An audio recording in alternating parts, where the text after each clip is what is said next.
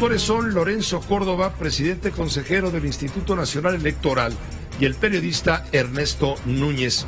Ellos están en la línea telefónica, han accedido a conversar con usted y con nosotros aquí en Grupo Fórmula. Y los saludo primero que nada. Lorenzo, muchos saludos. Ernesto, también bienvenidos. Pepe, muchísimas gracias. Te mando un abrazo muy fuerte. Gracias por la invitación. Ernesto, al contrario. ¿Y qué tal? Gusto saludarte también, Ernesto. Lorenzo. ¿Qué tal, Pepe? Buenas tardes. Buenas tardes, y vamos a darle porque creo que es un tema muy importante. En este libro, que es un libro de muy bien documentado, hay 7 ensayos, 8 crónicas periodísticas, donde explican ustedes que la democracia no nace por generación espontánea. ¿Cuándo empieza, Lorenzo Córdoba, a construirse la democracia que hoy tenemos? Bueno, Pepe, el libro en efecto es desde el título una declaración de principio. En tiempos recientes hemos visto, hemos escuchado que ha habido algunas voces que han dicho que la democracia nació de un día para otro, como si fuera producto de la generación espontánea, como si algún evento, a pesar de su trascendencia histórica, como lo fue el 1 de julio de 2018, hubiera sido el arranque así de un momento para otro de nuestro sistema democrático. Sí, porque hay quien dice que la democracia nace con el triunfo de López Obrador. Y yo creo que con el triunfo de López Obrador vivimos un momento importantísimo de la vida de nuestro país, de la historia de política de nuestro país, y ojalá sea el momento en el que cambian las cosas para resolver los grandes problemas nacionales. Pero sin lugar a dudas no es el momento de origen de nuestra democracia. Al contrario, lo que el libro plantea es que lo que ocurrió el 1 de julio de 2018 es el producto de una serie de cambios, transformaciones, digamos, la consolidación de una serie de factores y elementos que permitieron que el pueblo pudiera votar de manera libre, que hubiera elecciones equilibradas, justas, y que trajo como consecuencia, porque así lo decidió la ciudadanía, pues, el triunfo de una nueva opción política. Pero lo que ocurrió el 1 de julio de 2018 es el producto de una larga historia. Así que a la pregunta que tú nos haces de cuándo nació cuándo empezó este proceso, pues nosotros suponemos o planteamos 3 distintas hipótesis. Puede interpretarse como un punto de partida el movimiento de 68 y consecuentemente la lucha por un proceso de cambio político, primero, o bien puede interpretarse que esta historia arranca con la reforma política de 1977, es decir, ya no 50 años, sino hace 40 años, en un momento en el que se apostó por incluir a la pluralidad política, a la lucha electoral, a la lucha democrática, a la lucha institucional, o bien un punto de partida puede ser pues la controvertida elección de 1988, cuando la Secretaría de Gobernación, es decir, el gobierno, organizaba las elecciones, y ocurrió una elección muy polémica, un fraude, digamos, que significó un parteaguas y que dio inicio a una construcción institucional de un sistema electoral que justamente el que hoy tenemos es producto de esa historia. Entonces, pues depende, lo que el libro plantea es distintas hipótesis que por las que el lector puede optar, pero lo que sí claramente justifica y sostiene es que la construcción de nuestro sistema democrático, que hoy sin duda es perfectible y puede mejorarse, es producto de una larga historia que en una especie de lógica sedimentaria, es decir, de una construcción gradual, paulatina, sucesiva a lo largo del tiempo, fue creando esas condiciones, esa institucionalidad, esas reglas, esos criterios que nos permiten hoy tener un sistema auténticamente democrático, y en el que, como sostienen los anglosajones, las elecciones son contextos en los que el voto se ejerce de manera libre, pero también de manera justa y equilibrada se da la competencia entre distintos actores políticos, ¿no? Ahora, déjame preguntarle, Lorenzo, a Ernesto Núñez, al periodista Ernesto Núñez, colaborador contigo en la factura de este libro, La democracia no se construyó en un día. Permíteme preguntarle a Ernesto por los tiempos en los que se está enfrentando este texto, cuando el INE y el Tribunal Electoral, se ha señalado desde la Presidencia de la República, buscan impedir la democracia. Es lo que ha dicho el presidente, lo dijo incluso hoy, reiteradamente, ayer, antier. Ha llovido constantemente este tipo de declaración. Ernesto, ¿qué te encontraste cuando escribiste todo esto? Pues mira, una de las cosas que se narran en el libro, Pepe, es precisamente cómo el Instituto Nacional Electoral, o antes el Instituto Federal Electoral, que como sabes, surgió en el año de 1990, después de las controvertidas elecciones precisamente del 88.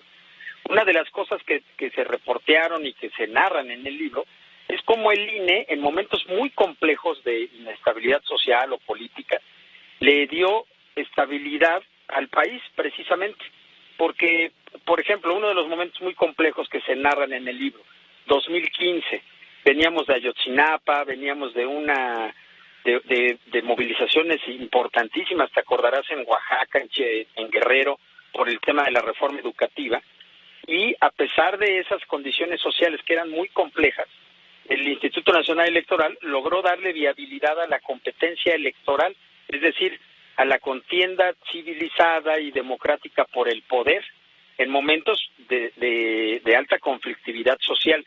Entonces, me parece que este libro, que creo que puede tener múltiples lecturas, una de ellas puede ser la de revalorar precisamente cómo se construyen las reglas y las instituciones electorales que permiten que esta disputa por el poder, que por naturaleza es despiadada, es lo que hemos visto pues tú y yo como periodistas, lo que hemos visto en todos estos años que se hace en la lucha por el poder, pero a pesar de que a veces hay campañas muy duras, de que hay mensajes muy fuertes entre los actores políticos, a final de cuentas hay elecciones y se dirimen las diferencias a través de los votos y de las urnas, y eso es algo que este país pues puede presumir, ¿no?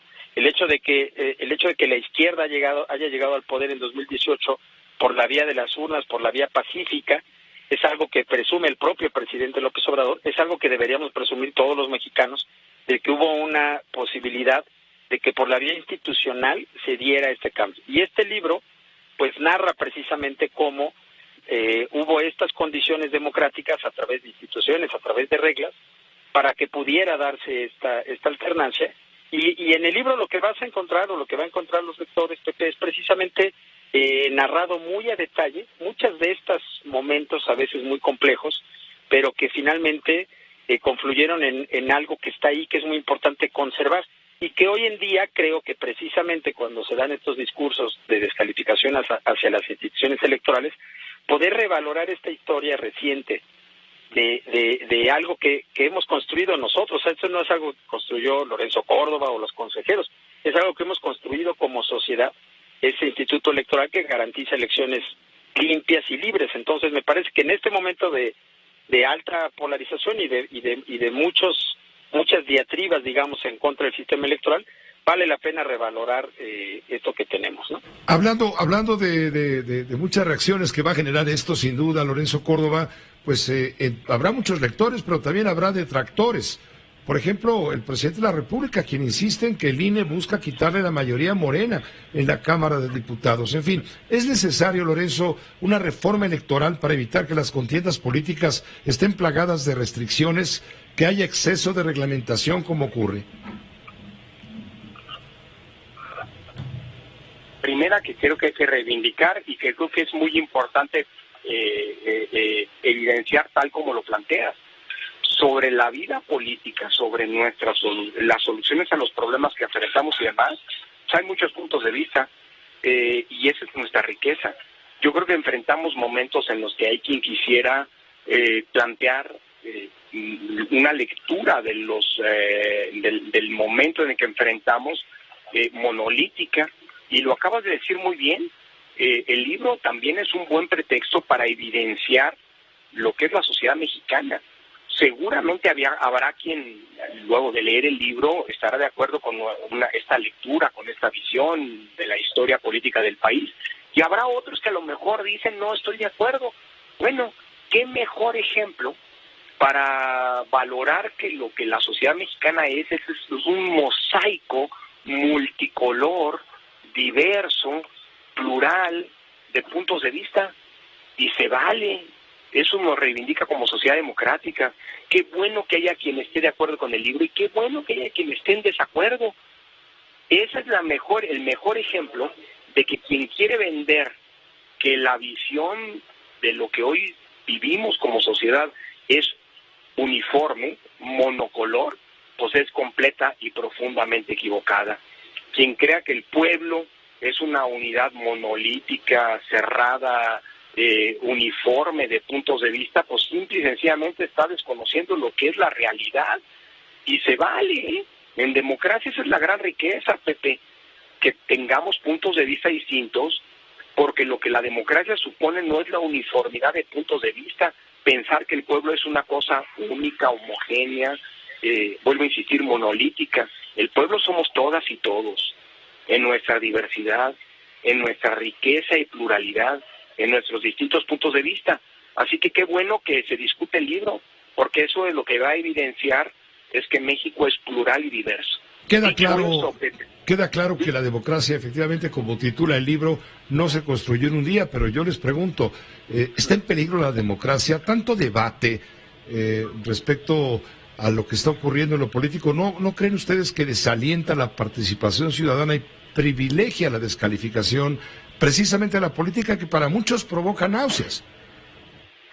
Pues Pepe, si me permites, mira, creo que incluso puede ser que estemos en un momento de alta politización, en donde precisamente la polarización, esta elección a la que se está convirtiendo en una especie de un poco con un tono plebiscitario, digamos, de quien está en contra y quien está a favor de, en este caso, el presidente de la República, que es quien se ha colocado al centro de la disputa política.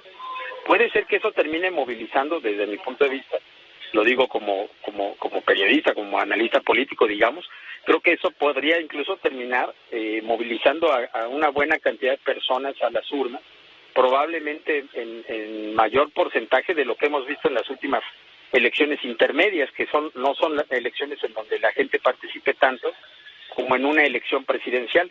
Ojalá que así sea, ojalá que la gente se movilice y que vaya a votar y además con la garantía de que van a votar con libertad, porque el sistema electoral que se describe en el libro es el sistema electoral el mismo, o sea, las mismas reglas, las mismas instituciones, los mismos procedimientos técnicos con los que se va a votar el 6 de junio.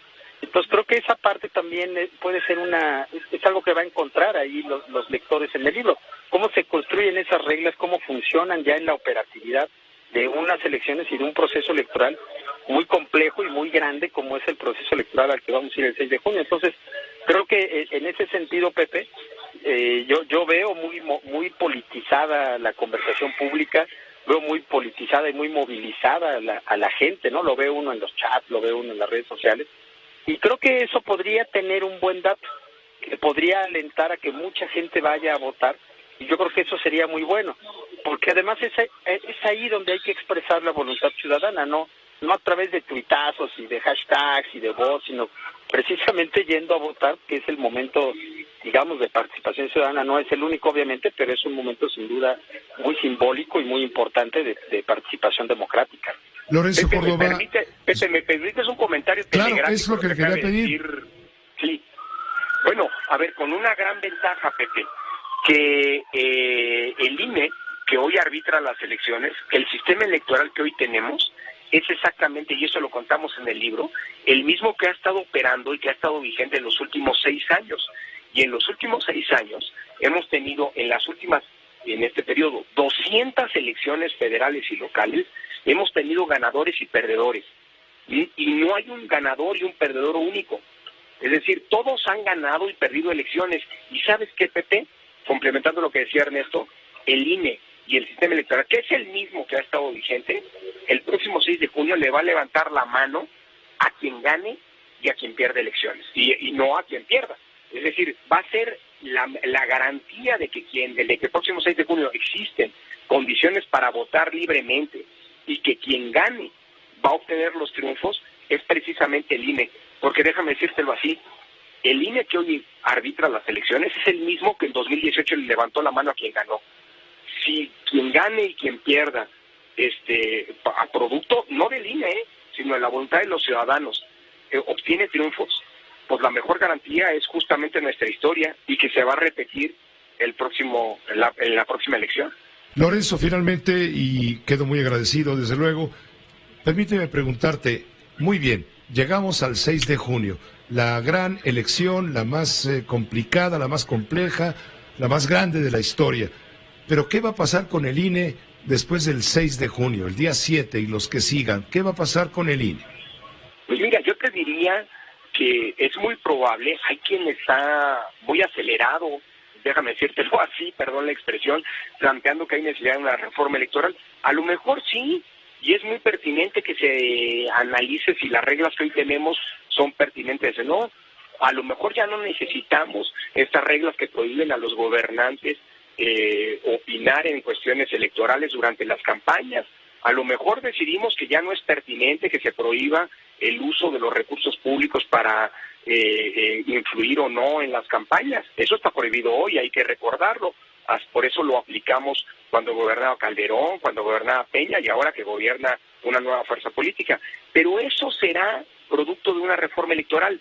Y déjame decírtelo así, Pepe, que a lo mejor es pertinente una reforma electoral. Ya habrá tiempo de discutirlo, pero ojalá y sea una reforma, y eso pasa por el futuro del INE, pues que sirva para consolidar y reforzar nuestro sistema democrático, no para encauzar el camino de una contrarreforma o de el desmantelamiento de nuestra democracia. Y por eso creo que el libro también en eso contribuye, pues porque explica todo lo que nos ha costado llegar a donde estamos, evidencia las fortalezas, pero también los puntos, las áreas, como se dice, de oportunidad para eventualmente modificar nuestras reglas electorales. Así que hasta para quien anda tan entusiasmado en querer cambiar nuestro sistema electoral, pues el libro es un buen recordatorio de lo que nos ha costado llegar a lo que tenemos y justamente pues explica y justifica lo que tenemos. Así que hasta para una reforma es bueno, no que lo plonca así, leer el libro.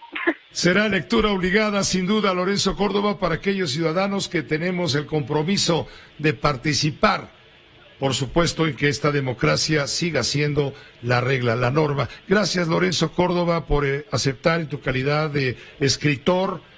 Claro, por supuesto, sin olvidar que eres el consejero presidente del propio Instituto Nacional Electoral. Y gracias, por supuesto, a Ernesto Núñez, analista político, periodista, coautor contigo de este libro, del cual hemos hablado ya varios minutos. Estoy seguro, esperemos, despertando el interés de quien nos favorece con su atención. Muchas gracias a ambos. Muy buenas noches. Gracias, Pepe. Un abrazo muy fuerte. A ti, a tu auditorio. Gracias. Esta fue una producción de Grupo Fórmula. Encuentra más contenido como este en radioformula.mx.